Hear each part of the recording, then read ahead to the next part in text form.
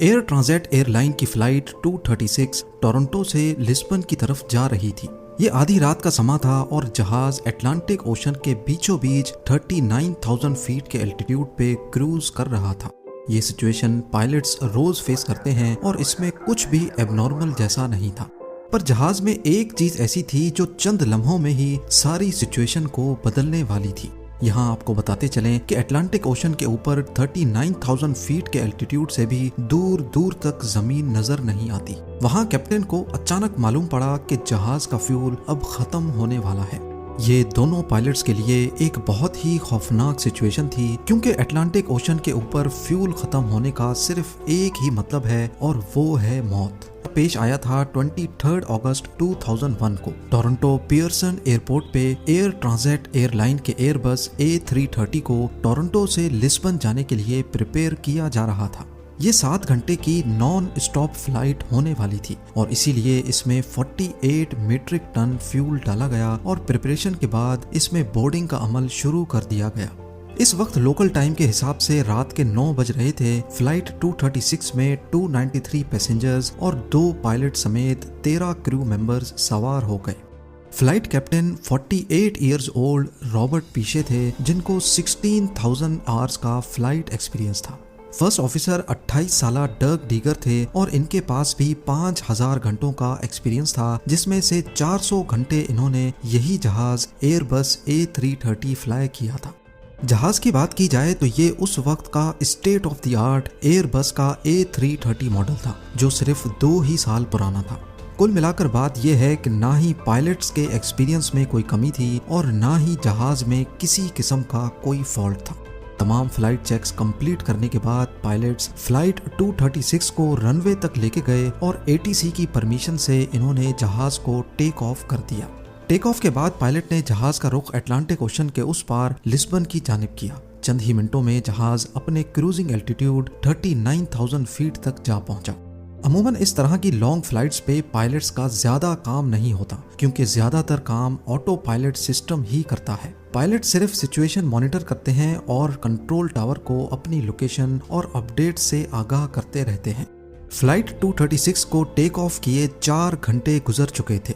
अभी तक सब कुछ नॉर्मल चल रहा था और पैसेंजर केबिन में ज्यादातर लोग रात होने की वजह से सो रहे थे। जहाज अटलांटिक ओशन के ठीक सेंटर में पहुंच चुका था और यही वो लम्हा था जब जहाज में एक मसला हो गया। कैनेडियन टाइम के हिसाब से रात के 1 बजे पायलट ने जहाज के इंजन नंबर 2 यानी जहाज के राइट इंजन में एक एबनॉर्मल रीडिंग नोटिस की। इंजन में ऑयल का प्रेशर ज्यादा शो हो रहा था, ऑयल की क्वांटिटी कम और ऑयल टेम्परेचर भी लो इंडिकेट हो रहा था। इस तरह का एरर पायलट्स अपने कैरियर में पहली बार देख रहे थे। उन्होंने फौरन फ्लाइट मैनुअल खोला और इस अजीब एरर के बारे में जानने की कोशिश की। नॉर्मली जब जहाज ऑपरेशनल होता है तो वक्त के साथ ऑयल टेम्परेचर बढ़ता है, लेकिन यहाँ वो लो टेम्परेचर इंडिकेट कर रहा था, जो कि किसी भी तरह नॉर्मल नहीं था। उनको फ्लाइट मैनुअल में इस एरर के बारे में कोई इन्फॉर्मेशन ना मिल सकी। पायलट्स ने कनाडा में एयर ट्रांजिट के मेंटेनेंस यूनिट से कांटेक्ट किया और उनको इस एरर के बारे में आगाह किया। बदकिस्मती से मेंटेनेंस यूनिट को भी इस एरर के बारे में मालूम नहीं था। उन्होंने पायलट को कहा कि वो इस एरर को मॉनिटर करते रहें, वो थोड़ी देर बाद उनसे दोबारा कांटेक्ट करेंगे। अगरचे जहाज के राइट इंजन में ऑयल की फॉल्टी रीडिंग्स शो हो रही थी, लेकिन परवाज में किसी किस्म का भी कोई मसला नहीं था। पायलट्स ये सोचकर रिलैक्स हो गए कि शायद कोई फॉल्टी सेंसर ऑयल की गलत रीडिंग्स दे रहा है। लेकिन आधे घंटे के बाद कैप्टन के सामने एक और एडवाइजरी मैसेज डिस्प्ले हुआ। ये मैसेज ऑयल से रिलेटेड नहीं बल्कि फ्यूल से रिलेटेड था। कमर्शियल एयरलाइंस का फ्यूल उनके विंग्स में इक्वली डिस्ट्रीब्यूटेड होता है और ये नोटिस किया गया कि फ्लाइट 236 के दोनों विंग्स में एक जितना फ्यूल नहीं है। राइट विंग में फ्यूल की क्वांटिटी लेफ्ट के मुकाबले में कम थी। अब नॉर्मली ये मसला भी इतना सीरियस नहीं होता, क्योंकि इस मसले को फ्लाइट के दौरान ही फिक्स किया जा सकता है। कैप्टन ने इस मसले को फिक्स करने के लिए क्रॉस फीड वाल्व खोल दिया, जिससे लेफ्ट विंग से फ्यूल राइट विंग में जाना शुरू हो गया और मिनटों में अब वापस दोनों विंग्स में फ्यूल की क्वांटिटी बराबर हो चुकी थी। इस बात को अभी 10 मिनट ही गुजरे थे कि कैप्टन को लो फ्यूल की वार्निंग दिखना शुरू हो गई। ये एक ऐसा मसला था जिसको कोई भी पायलट फेस नहीं करना चाहता, और वो भी पैसेंजर से भरे जहाज में। पायलट ने देखा कि राइट विंग में दोबारा से फ्यूल कम हो गया है और अब दोनों विंग्स को मिलाकर भी इतना फ्यूल भी नहीं है जिससे लिस्बन पहुंचा जा सके। अब की बार मामला सीरियस हो चुका था। अटलांटिक ओशन के बीचों बीच प्लेन को डाइवर्ट करने के ज्यादा ऑप्शन भी मौजूद नहीं थे। हकीकत में इनके पास एक ही ऑप्शन था और वो था एजोर्स आइलैंड। ये आइलैंड्स अटलांटिक ओशन में मौजूद पोर्चुगल टेरिटरी का हिस्सा हैं, जहां टर्सेरा नामी आइलैंड पर एयरपोर्ट मौजूद है। कैप्टन ने पहली फुर्सत में सेना मेरिया एटीसी से राब्ता किया और उनको बताया कि वो इस एयरपोर्ट पे फ्यूल शॉर्टेज की वजह से लैंड करने जा रहे हैं। पर अभी तक पायलट को भी कंफर्म नहीं था कि वो इस एयरपोर्ट तक पहुंच भी पाएंगे या फिर उनको ओशन में ही लैंड करना पड़ेगा। इस वक्त जहाज में 7 टन फ्यूल बचा था, यानी करीब 7000 केजी। देखने में तो ये बहुत ज्यादा है, लेकिन असल में ये A330 की फ्यूल कैपेसिटी का सिर्फ 6% फ्यूल था और वो भी बहुत तेजी से कम होता जा रहा था। पर सवाल ये है कि आखिर फ्यूल कम ही क्यों हो रहा था? क्या इस बार भी कोई फॉल्टी सेंसर गलत रीडिंग दे रहा था या फिर असल में फ्यूल की कमी थी? फ्यूल का कम होना सिर्फ एक सूरत में मुमकिन है कि कहीं ना कहीं से फ्यूल लीक हो रहा हो। ये पता लगाने के लिए कैप्टन ने फ्लाइट क्रू को इंस्ट्रक्शंस दी कि विंग की ट्रेलिंग एज यानी विंग के पिछले हिस्से को जाकर मॉनिटर करें। अगर तो फ्यूल लीक हो रहा होगा तो जरूर वहां से कोई इंडिकेशन मिलेगी, पर अंधेरे की वजह से क्रू को ऐसी कोई इंडिकेशन ना मिल सकी। अब कंडीशन ये थी कि हर 5 मिनटों में 1 टन फ्यूल खत्म हो रहा था। कैप्टन को अब क्लियर हो गया कि फ्यूल कहीं ना कहीं से लीक जरूर हो रहा है। उनके पास अब सिर्फ 25 मिनटों का फ्यूल बाकी बचा था, जिससे टर्सेरा एयरपोर्ट तक भी पहुंचना मुमकिन नहीं था।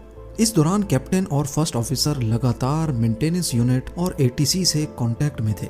मेंटेनेंस यूनिट ने कैप्टन को इंस्ट्रक्शंस दी कि वो फ्यूल लीकेज को कंफर्म करने के लिए जहाज को 39,000 से 20,000 फीट तक लेकर जाएं, पर कैप्टन ने ऐसा करने से इनकार कर दिया, क्योंकि पायलट का मानना था कि अगर फ्यूल लीकेज कंफर्म भी हो गई तो जहाज को वापस ऊपर लेकर जाना पॉसिबल नहीं होगा। एटलीस्ट उनके पास अभी 39,000 फीट्स पर ग्लाइडिंग का ऑप्शन तो बाकी है। अगले चंद मिनटों में सारे शक दूर हो गए जब जहाज के राइट इंजन में आग भड़क उठी। ये देखकर जहाज में अफरा तफरी मच गई और पैसेंजर्स जो अभी तक सुकून की नींद सो रहे थे, उनके सुकून को खौफ के बादलों ने ढक दिया। जहाज में अब 4.5 टन फ्यूल और सिर्फ एक इंजन बचा था। इस एक इंजन पे जहाज का क्रूज करना पॉसिबल नहीं था, लिहाजा अब आहिस्ता आहिस्ता एल्टीट्यूड कम होना शुरू हो गया। दूसरी तरफ टर्सेरा एयरपोर्ट पे इमरजेंसी नाफिज हो गई। फायर ट्रक्स और इमरजेंसी क्रू ने हर तरह की सिचुएशन से निपटने के लिए अपनी तैयारियां शुरू कर दी। जहाज जो कि टर्सेरा एयरपोर्ट से अभी भी 240 किलोमीटर दूर था, उसमें अब सिर्फ 600 केजी का फ्यूल बचा था। इतने में वही हुआ जिसका डर लगा हुआ था। जहाज का लेफ्ट इंजन फुल थ्रस्ट पे चलने की वजह से जल गया और अब फ्लाइट 236 बगैर इंजन के अटलांटिक ओशन के ऊपर ग्लाइड करने लगी। यहाँ पर कैप्टन का जहाज को 20,000 फीट तक ड्रॉप ना करने का फैसला बिल्कुल सही साबित हुआ। दोनों इंजन बंद होने की वजह से अब जहाज के अंदर अंधेरा छा गया, क्योंकि इंजन की वजह से ही जहाज का इलेक्ट्रिकल सिस्टम भी चलता है। खुशकिस्मती से जहाज का ऑटोमेटिक टरबाइन बाहर निकल आया, जो कि एयर स्पीड से सिर्फ इतनी इलेक्ट्रिसिटी जनरेट करता है जिससे कॉकपिट के इम्पोर्टेंट इक्विपमेंट्स चल सके। अब टर्सेरा एयरपोर्ट 120 किलोमीटर दूर था। जहाज 30,000 फीट तक नीचे आ गया था और कैप्टन को यह डिस्टेंस सिर्फ ग्लाइड करके पार करना था। पैसेंजर केबिन में अंधेरा और पिन ड्रॉप साइलेंस ने एक खौफ का समा बनाए रखा था, ऐसी खामोशी जो शायद किसी आफत का इशारा दे रही थी। वर्स्ट केस ये था कि अगर जहाज एयरपोर्ट तक ना पहुंच पाया तो उसको ओशन में ही लैंड कराना पड़ेगा। इसी वजह से क्रू ने पैसेंजर्स को पानी में लैंडिंग के हवाले से प्रिपेयर करना शुरू कर दिया। ओशन में लैंडिंग हर तरह से खतरनाक होती है, क्योंकि अगर तो पैसेंजर इम्पैक्ट से बच भी गए तो पानी में डूब सकते हैं, और अगर पानी में नहीं डूबे तो ठंडे पानी की वजह से हाइपोथर्मिया से मर सकते हैं। अब नॉर्मली बगैर इंजन के पैसेंजर प्लेन को ग्लाइड करना बहुत मुश्किल होता है। सब कुछ प्लेन के पिच कंट्रोल पे डिपेंडेंट था, जिसको पायलट मैनुअली स्टिक से कंट्रोल कर रहे थे। जहाज का एल्टीट्यूड 2000 फीट पर मिनट के हिसाब से ड्रॉप हो रहा था, यानी अगले 15 मिनटों में या तो जहाज एयरपोर्ट पर पहुंचेगा या फिर ओशन में। जब प्लेन का डिस्टेंस टर्सेरा एयरपोर्ट से 15 किलोमीटर रह गया तो इसका एल्टीट्यूड 13,000 फीट था और नॉर्मली इतने डिस्टेंस पर एल्टीट्यूड 3,000 फीट रखना होता है। अब अगर तो पायलट ने नोज डाइव करके अपना एल्टीट्यूड कम किया तो प्लेन की स्पीड बहुत तेज हो जाएगी और इस सिचुएशन में क्रैश लैंडिंग के इम्कान बहुत ज्यादा होते हैं। इसीलिए पायलट ने जहाज को वहीं एक 360 चक्कर लगवाया। ये चक्कर जब कंप्लीट हुआ तो एयरपोर्ट से डिस्टेंस उतना ही था जबकि एल्टीट्यूड 5,000 फीट तक ड्रॉप हो चुका था। ये एल्टीट्यूड अभी भी ज्यादा था पर इतना ज्यादा नहीं कि एक और 360 लगाया जा सके। इसीलिए पायलट ने जहाज की पोजीशन रनवे की सीध में की और इसको चंद एस टर्न्स लगवाए। एस टर्न्स की वजह से जहाज का रनवे से डिस्टेंस मजीद बढ़ गया और उसको एल्टीट्यूड कम करने का मजीद टाइम मिल गया। नॉर्मल हालात में लैंडिंग के वक्त फ्लैप्स ओपन रखे जाते हैं जिससे ड्रैग पैदा होता है और इंजन थ्रस्ट बढ़ा दिया जाता है जिससे प्लेन की नोज ऊपर हो जाती है। पर फ्लाइट 236 के पास इंजन थ्रस्ट तो था नहीं, इसीलिए ये लैंडिंग नॉर्मल लैंडिंग से बहुत अलग और बहुत खतरनाक भी थी। पायलट के पास प्लेन को लैंड करने का सिर्फ एक ही चांस था, या तो आर या तो पार। आखिरकार प्लेन एक जोर के झटके से रनवे पर लगा और 12 में से 8 टायर्स बर्स्ट हो गए। प्लेन को रोकने में थोड़ी मुश्किल तो जरूर पेश आई लेकिन फाइनली वो स्किड करता रुक ही गया। प्लेन रुकते ही उसके लैंडिंग गियर में आग भड़क उठी जिस पर एयरपोर्ट क्रू ने फौरन काबू पा लिया। फ्लाइट 236 एविएशन हिस्ट्री का वो पहला और आखिरी पैसेंजर प्लेन था जिसने बगैर इंजन के सबसे ज्यादा टाइम तक ग्लाइड करने का रिकॉर्ड बनाया। राइट इंजन में फ्यूल लीकेज के हवाले से जब इन्वेस्टिगेशन हुई तो मालूम पड़ा कि टोरंटो में टेक ऑफ से पहले मेंटेनेंस क्रू ने इंजन का एक पार्ट चेंज किया था, लेकिन वो पार्ट किसी और प्लेन का था। लूज फिटिंग की वजह से उसमें वाइब्रेशन हुई जिसने करीब से गुजरती फ्यूल लाइन को बर्स्ट कर दिया। इस वाक़ये के बाद ही एयरबस ने एक नया सिस्टम इंस्टॉल किया जिससे फ्यूचर में पायलट्स को दौरान परवाज फ्यूल लीकेज का भी पता पड़ सकेगा। 1 साल बाद कैप्टन रॉबर्ट पीशे और फर्स्ट ऑफिसर डर्क टीगर को एयरबस A330 पर डेड स्टिक लैंडिंग परफॉर्म करने के लिए सुपीरियर एयरमैनशिप अवार्ड से नवाजा गया। उम्मीद है जेम टीवी की ये वीडियो भी